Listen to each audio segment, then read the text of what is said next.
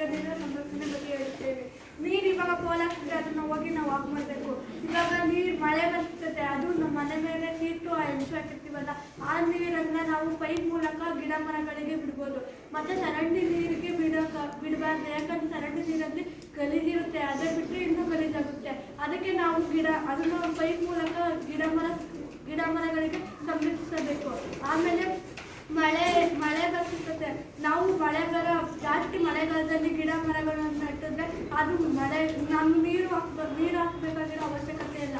ಅದೇ ಮಳೆಯ ಮೂಲಕ ಗಿಡ ಮರ ಬೆಳೆದು ಮತ್ತೆ ತಿರ್ಗಾ ಇನ್ನೂ ಜಾಸ್ತಿ ಮಳೆ ಬರುವ ಸಾಧ್ಯತೆ ಗಿಡ ಮರಗಳು ನಮಗೆ ಸಹಾಯ ಮಾಡುತ್ತೆ.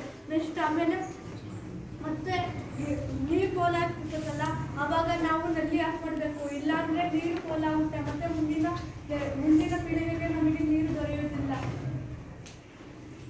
ಗಿಡ ಮರಗಳಿಂದ ನಮಗೆ ಮಳೆ ಬರಕ್ಕೆ ಸಹಾಯ ಮಾಡುತ್ತೆ. ನೀರು ನಮಗೆ ಮುಂದಕ್ಕೆ ಬೇಕಾಗುತ್ತೆ, ಅದಕ್ಕೆ ನಾವು ಇವಾಗ ನೀರನ್ನು ಸಂರಕ್ಷಣೆ ಮಾಡಬೇಕು.